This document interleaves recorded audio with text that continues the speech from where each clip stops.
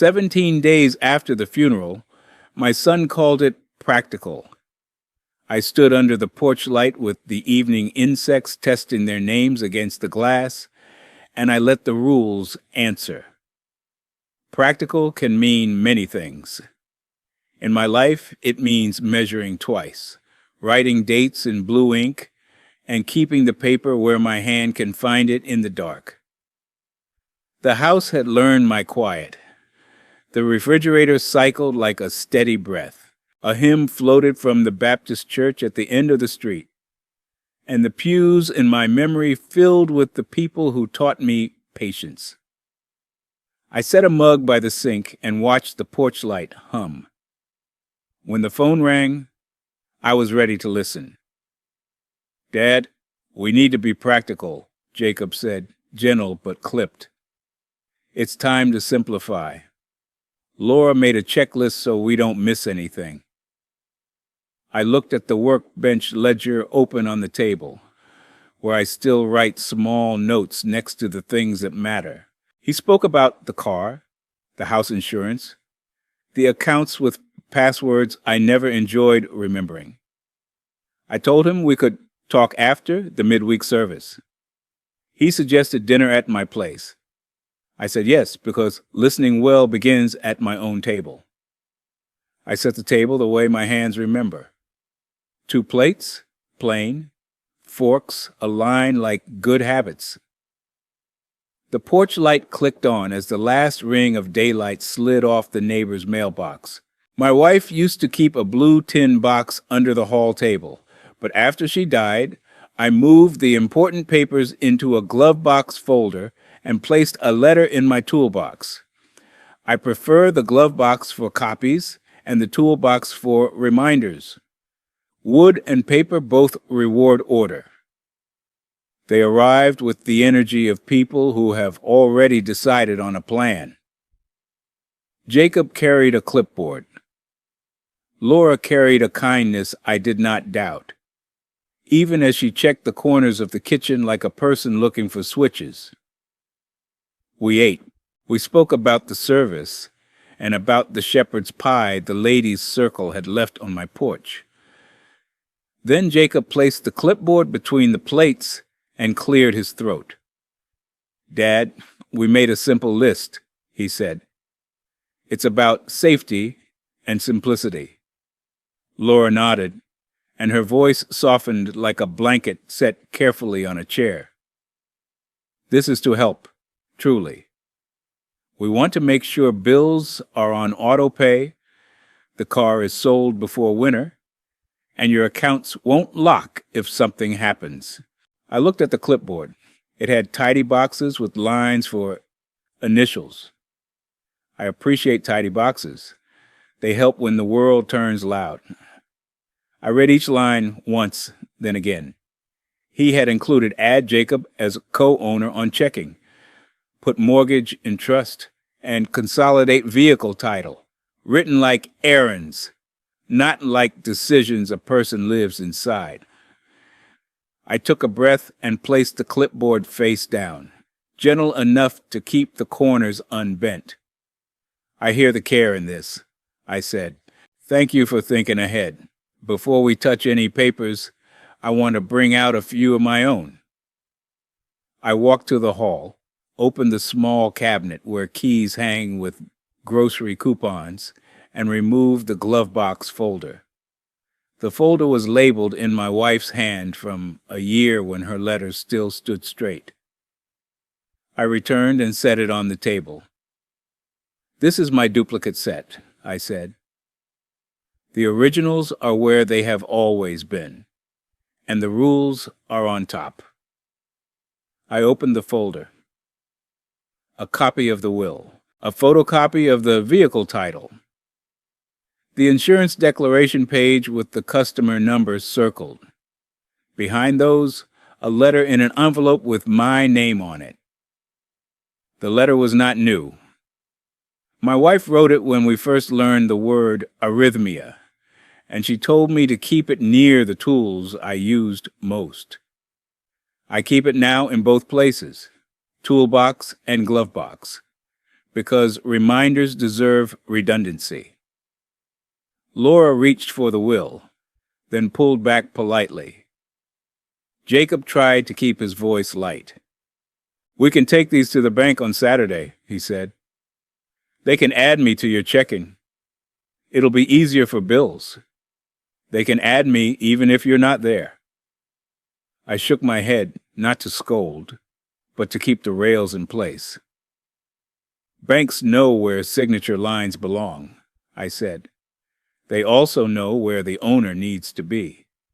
We won't ask people to do what their rules do not allow." He flushed, not with anger, but with the feeling of someone who wants to carry everything at once. I remembered a feeling from my own middle years. The refrigerator cycled again. I poured coffee and added 2 sugars to my son's cup the way his mother taught me. When the room had cooled, I spoke plainly. "I'd like to read you a paragraph," I said, sliding the letter from the envelope. She wrote it for this exact moment, even if she did not know the date. I read. "Measure by paper when voices press. Paper holds even when hands tremble. If you love the person across the table, let the counter hold the pen." I folded the letter. I could feel Laura's shoulders drop by a degree. Jacob watched my hands the way a carpenter's apprentice watches a line become a cut. He tried again, this time with the word he believed would unlock the room. "It's about safety," he said. "If something happens, I need access." I nodded. "Safety is a rule with rails," I replied.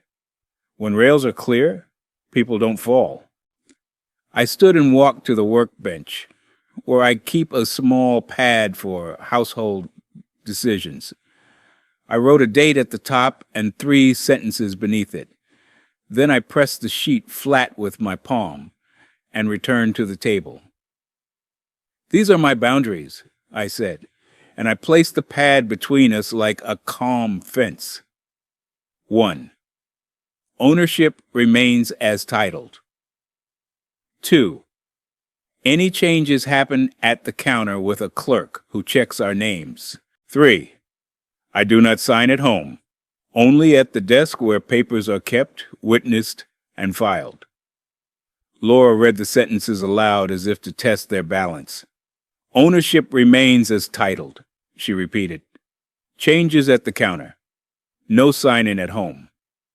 She looked at Jacob. "These sound like the rules the bank will prefer," she said. "And the HOA, probably?" "HOA?" Jacob asked. "It is a 3-letter arrangement that can help or harm, depending on how it is handled. Officer Harris manages our neighborhood," I said. "He has a schedule for safety checks and forms for trusted contacts. We will follow his schedule, not our own invention." Jacob nodded, half convinced by the gravity of words he did not choose. I have learned that gravity is a kindness when used with care. I offered to make copies of the boundaries so we would each hold the same sentences. Laura suggested I sign the bottom to show finality. I smiled. "I will sign this copy," I said, "and I will date it. It is a reminder, not a contract." We moved to the living room where the copies hummed from the old inkjet on the bookshelf. While pages settled on the coffee table, I told them about my plan for the week. "I'll stop by the bank on Wednesday morning when the lobby is quiet," I said. "You are welcome to meet me there. We will sit across from a person with a name badge and ask questions out loud, where answers can be recorded. On Thursday, I will ask Mr. Harris about the HOA forms for trusted contacts and wellness checks. On Friday, if the weather holds, we can take the car for an inspection and make a decision we understand." Jacob exhaled. He had expected speed and received structure. Structure is slower at first and then faster in the long run. Laura glanced at the porch light, then at the envelope on the table. "I didn't know she wrote you that," she said. "She wrote it for us," I replied. She believed in counters and clerks and quiet rooms where rules make people feel steady.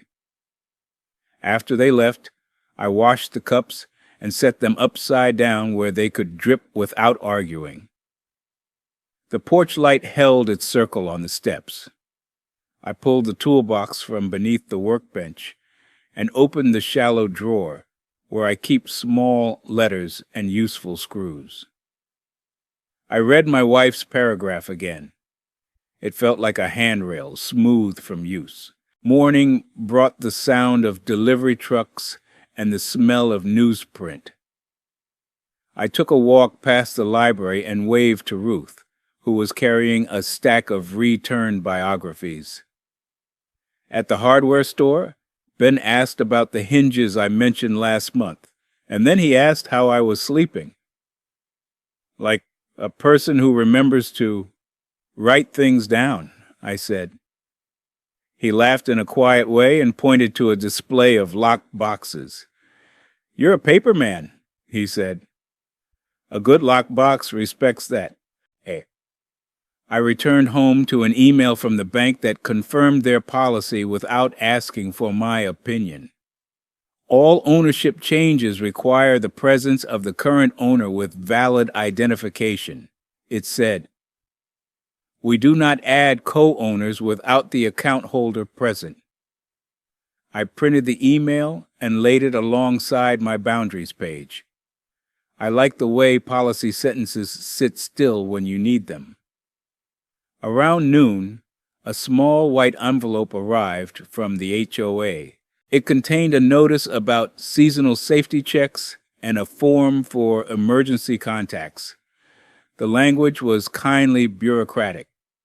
Dates were bolded. Boxes were provided for names and phone numbers. I filled one box with Ruth's information and the secondary with the church office, which has staffed a phone since 1953. I placed the completed form by the door, so I would not forget it on Thursday. That evening, Jacob called. His voice carried less charge. "Laura found a website that said we could add a cosigner online," he said. "It looks easy."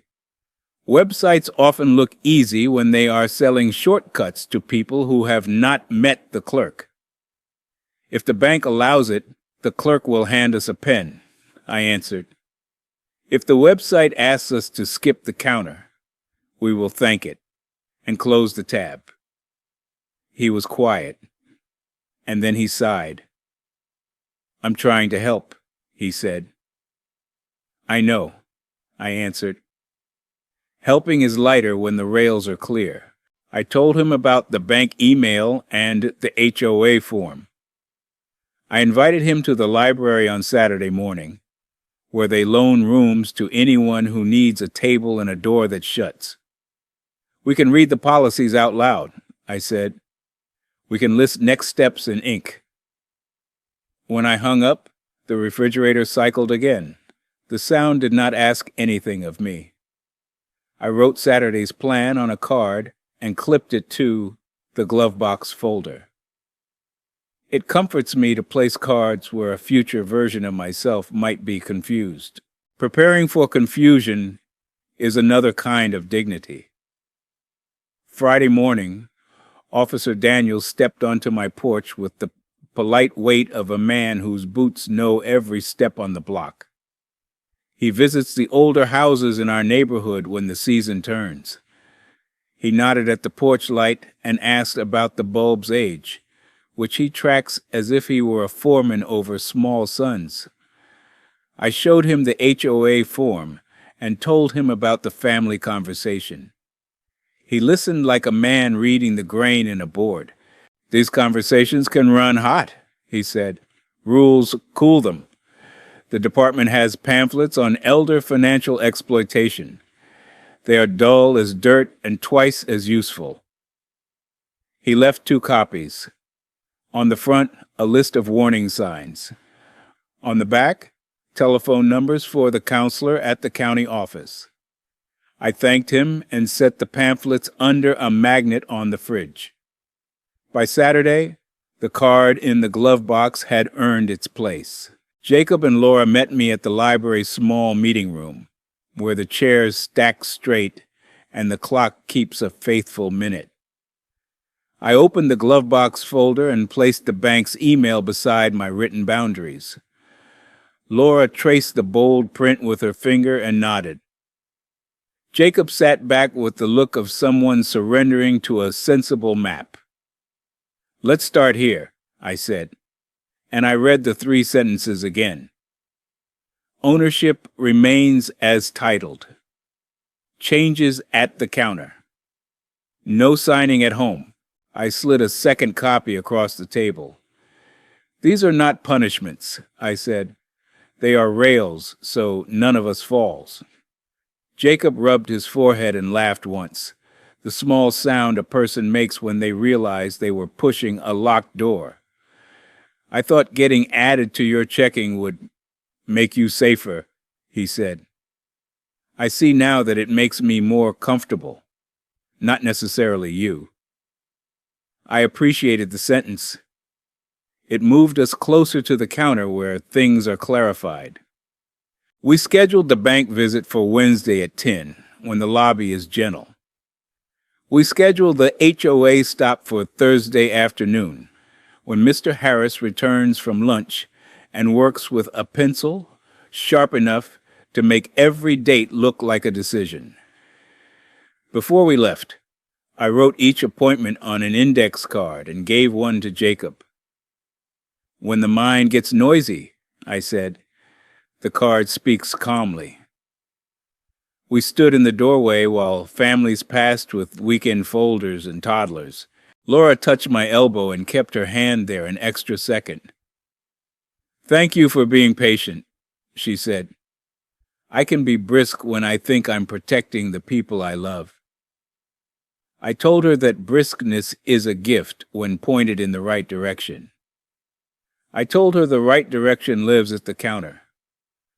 That evening, I sat at my table and wrote the week's plan in my ledger. I dated each line. I listed the times. I added a note to change the porch light bulb before winter. Then I placed the boundary sheet under a magnet next to the pamphlet Officer Daniels left behind. I poured myself a glass of water and listened for the refrigerator's breath. It was steady. I was steady. On Wednesday morning, we would walk into the bank and sit across from a clerk with a name badge. He would ask for identification. I would hand him my driver's license, renewed last spring. Jacob would hand over his, and the clerk would ask the kind of questions that make people tug the collars. The questions would be small rails that keep big feelings from sliding into a ditch. I felt ready to meet the rails with a quiet nod. Wednesday came with the thin chill that makes a person choose a heavier shirt. I arrived at the bank 10 minutes early because quiet is easier to find before the hour. Jacob and Laura joined me by the chairs under the fake ficus. We sat across from a clerk whose name badge said Imsur Patel. He smiled with the practiced calm of a man who sees every kind of concern arranged on paper. "We'd like to ask about adding a co-owner," Jacob said. The clerk folded his hands. "We can talk through options," he replied. "But our policy is clear. Ownership changes require the account holder present, identification verified, and consent recorded. Some things we can do might help without changing ownership." He turned the monitor and read what he could read while keeping dignity intact. "We can add alerts to your son's phone with your permission," he said to me. View-only access is possible through the app, so he can see if a bill posts and remind you if something looks wrong. If you want someone who can speak to us when you're not available, you can name a trusted contact. That doesn't give spending power.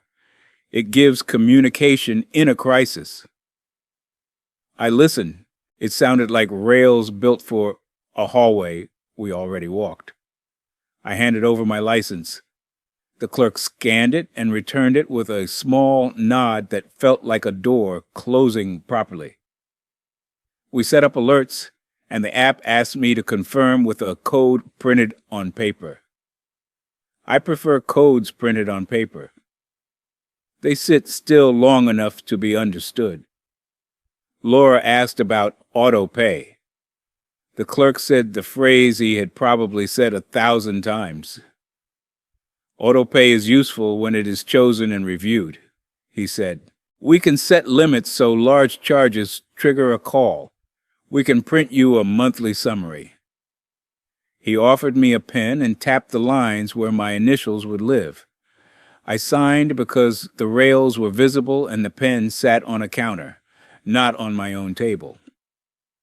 The distinction mattered to me, and by the look on Jacob's face, it began to matter to him too. Before we left, the clerk printed a policy sheet. This is dull as dust, he said, and it's exactly what you want. I folded it into my glove box folder. On the way out, Jacob stopped by a brochure rack and took a pamphlet about estate planning. He held it as if it might explain how to be a good son without stepping on the corners of his father's life. Thursday afternoon, I walked to the HOA office. Mr. Harris looked up from a short stack of forms and smiled with his eyes first. Seasonal checks, he said, tapping the notice. We'll walk your exterior next week. Any changes we should know? I handed him the emergency contact sheet and pointed to Ruth's name and the church number. He returned the paper to me with the kind of precision that tells you a man values the whole page, not just the signature line. Officer Daniels stepped in while I was there. He was carrying a box of reflective house numbers. For winter visibility, he said. Ambulances read numbers faster than they read stories. He set a package on the counter. On Tuesday evening, I'll do a quick porch check. 5 minutes. You don't need to be home. I thanked him. He tipped his head toward Jacob's name on the contact sheet. Good to have a united list, he said. Keeps calls short and help quick. On Friday, a man I didn't know rang my bell and asked if my car was still for sale. His hands were clean. His shirt carried a store logo stitched in white. I told him I hadn't listed the car. He said he saw a post online with my address and a price that sounded like a wish. Behind him, a small sedan idled with a woman at the wheel, hopeful. I asked him kindly to show me the post. He did, and Jacob's phone number glowed on the screen as if it had been waiting to be recognized. Give me a minute, I said. I called Jacob and asked if he had listed the car, perhaps thinking it would save me a step. He sounded embarrassed in that quick, cold way a person does when they realize they've moved ahead of the rules. I thought it would help, he said. A man from my office knows a buyer. I didn't think, I'm sorry. I appreciate the effort, I said, and we will do this the right way. If the buyer wants the car, he can meet me at the inspection station next week. We'll stand at the counter when we sign. That way, the paper knows the truth. I returned to the porch. The man had removed his cap and was looking at the trim like he measured houses in his spare time. If you're still interested next Thursday, I said, meet me at the inspection station on Maple Street at 9. Bring your license. We'll let the clerk do the talking. He grinned like a person who recognized a sensible map. That's rare, he said. Most folks try to sell with a handshake and a hope. I smiled back. I've learned that hope works best at a counter. Sunday morning at church, Ruth pressed my elbow and asked if I'd eat with her after service. We took the table under the framed photograph of the 1978 choir and shared meatloaf and stories about porch weather. I told her about the bank, the HOA, the buyer at the door, and the clerk's rails. She listened with a patience that made space for breath. You've built a fence out of sentences, she said. That's good carpentry. On Tuesday evening, Officer Daniels clicked his flashlight along the house numbers and tapped the porch post where paint will need attention in spring. He left a note about the bulb's brightness, which he prefers to match when replacing, so each house on the block glows like the others. People feel steadier when the light agrees, he said. Thursday came and we met the buyer at the inspection station. He arrived on time with a folder of his own. The clerk processed the title slowly in the way that makes you grateful for slowness. She stamped 2 forms, circled a date, and slid a receipt across the glass. You sign here, she said to me, and he signs here. When I'm done, the record changes. Not before. I signed and felt equal parts sadness and relief when the keys left my hand. The buyer thanked me and offered to drive me home. I said I preferred to walk because walking helps the mind file feelings in tidy drawers. On the way back, Jacob called. I didn't like the way I handled the car, he said. I'm sorry I tried to rush you. He paused. The clerk made it all feel safe. I liked that more than I expected. I told him apology accepted, and I meant it. We spoke about the inspection station and the way a stamp can quiet a room. He laughed softly. You and your stamps, he said. They're little rails, I replied. They hold us up. On Saturday, we met again in the library room with a door that shuts. I brought the bank policy printout, the HOA correspondence, the inspection receipt, and the index cards with dates. We set them on the table like tools. Laura had printed a calendar with small squares for tasks. She set a thin pen on it like a promise. We want to help without overstepping, she said. What would that look like to you? I told her I wanted reminders, not management. Presents at counters, not signatures at my table. Rides to appointments offered, not assumed. Jacob added his own boundary. If I push, tell me to go slow. I agreed. We drafted a help list on plain paper. Monday, Laura would pick up my prescription and set the bottle with a fresh glass by the sink. Wednesday, Jacob would drive me to the hardware store for weather stripping and stand in the aisle while I chose.